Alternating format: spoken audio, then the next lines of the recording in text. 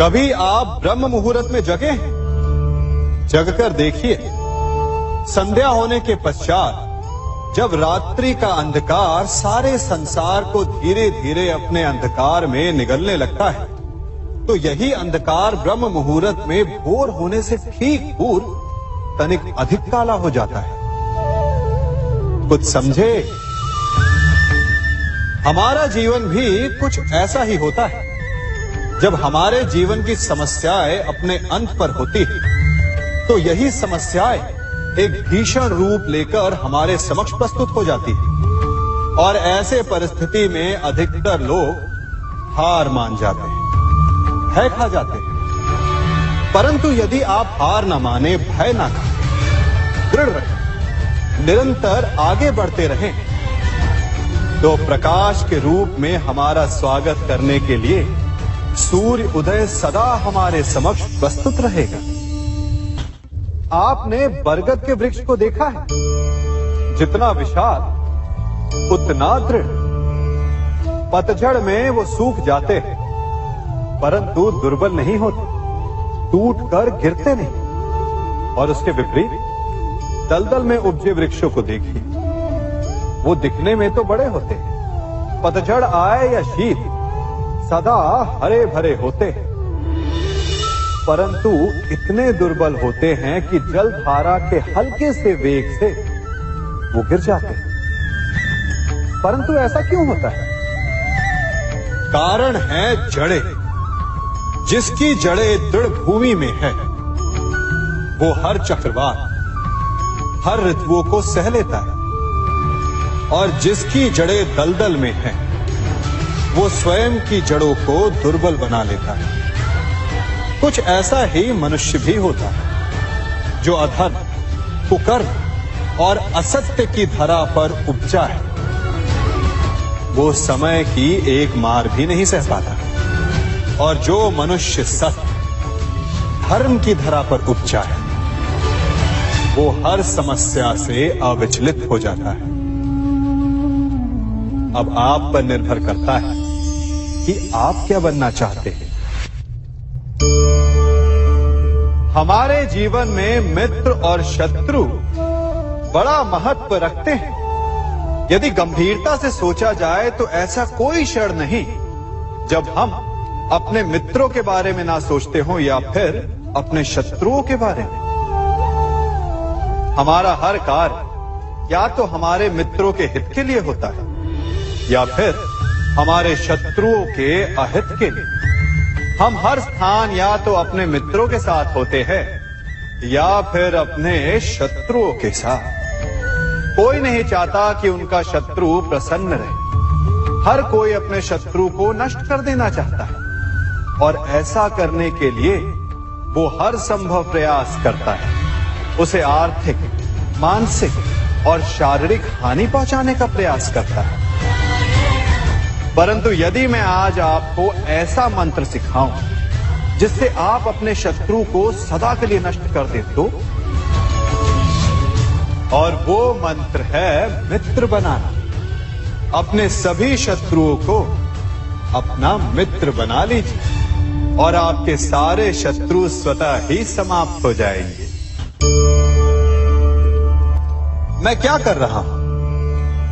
मैं दिए प्रज्वलित कर रहा हूं ताकि अंधकार को मिटा सकूं। अब आप कहेंगे कि इसमें कौन सी बड़ी बात है ना?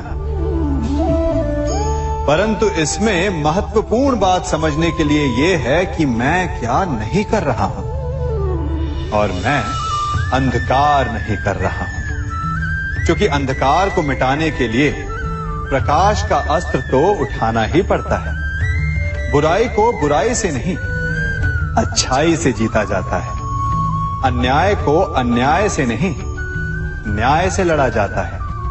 क्रोध को क्रोध से नहीं, क्षमा का साथ लेना होता है। ठीक उसी प्रकार एक लोहा लोहे को काटता है, परंतु एक ठंडा लोहा ही गर्म लोहे को काट सकता है। इसलिए यदि आपको अपने जीवन में विजयी होना है, तो अपने शस्त्रों को, अपने अस्त्रों को सोच समझ कर उठाइए, क्योंकि एक अनुचित सोच परिणाम पर भारी प्रभाव डाल सकती है।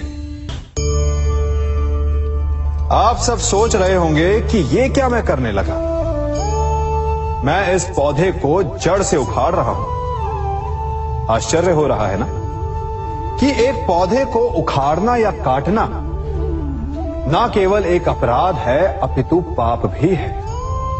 तो फिर मुझे ऐसा करने की क्या आवश्यकता पड़ गई? क्योंकि कई बार विनाश ही सृजन तक पहुंचाता है। यदि नया भवन बनाना हो तो पुराने भवन को गिराना पड़ता है।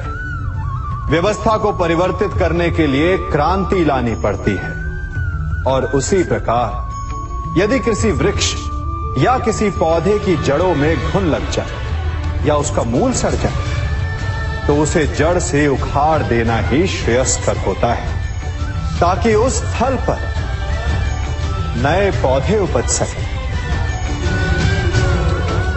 युद्ध करना पर्याय नहीं,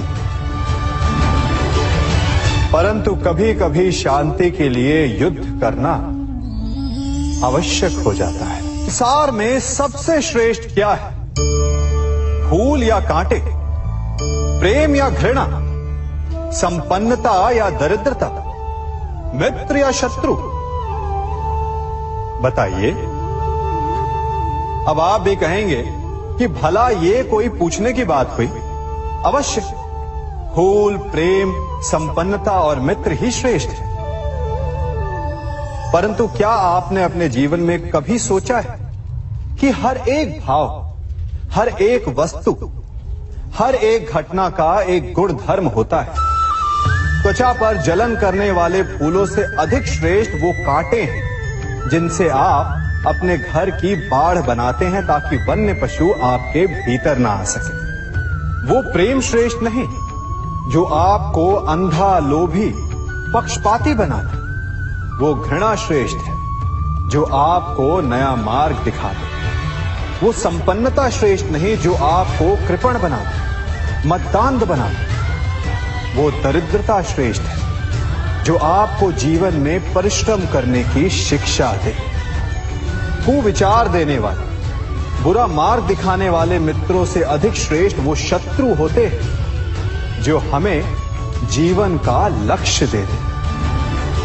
इसलिए अपने जीवन में हर वस्तु, हर भाव, हर घटना के गुण धर्म को पहचानिए और उसके पश्चात अपना चयन कीजिए। स्वर्ण। हम सभी को अपने जीवन में स्वर्ण से कभी ना कभी कुछ ना कुछ थोड़ा या अधिक मोह होता ही है ना? परंतु क्या आपने कभी सोचा कि स्वर्ण को प्राप्त कैसे किया जाता है? जब भूमिगत खदानों से स्वर्ण को निकाला जाता है तब वो एक पाषाण की भांति होता है। ऐसा पाषाण जिससे आप किसी को भी मार सकते हैं, परंतु उसे आभूषण के रूप में स्वयं के शरीर पर धारण नहीं कर सकते। यदि उसे आभूषण बनाना है तो उसे लंबी यात्राएं करनी होती है। उस पाषाण को पिघलना होता है। सुनार के हथौड़ी की अनेकों चोटें खानी पड़ती है। फिर काट छाट और उसके पश्चात जाकर वो ऐसा आभूषण बनता है जो हमें वर्षों तक, सदियों तक लुभाता रहता है। इसलिए यदि आपको समय पर विजय पानी है तो स्वयं के निर्माण पर समय देना होगा। हम सभी सुनते आए कि जो वीर होता है, साहसी होता है, शौर्यवान होता है, उसके समक्ष सारा संसार झुकता है। वीर भोग्य वसुंधर। परंतु वीरता है क्या? शौर्य क्या है? साहस क्या है? साहस युद्ध नहीं, वीरता विजय नहीं, शौर्य कभी ना गिरना नहीं। साहस किसी चुनौती के समक्ष खड़े होने का भाव है, तो वीरता उस चुनौती को उत्तर देने के लिए पूर्ण परिश्रम लगा देना है। और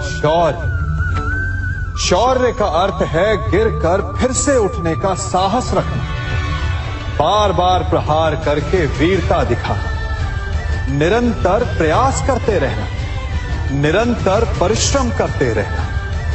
इसलिए विजयी होने से अधिक महत्वपूर्ण है शौर्यवान होना, क्योंकि जो शौर्यवान है उसे विजय मिलना निश्चित है।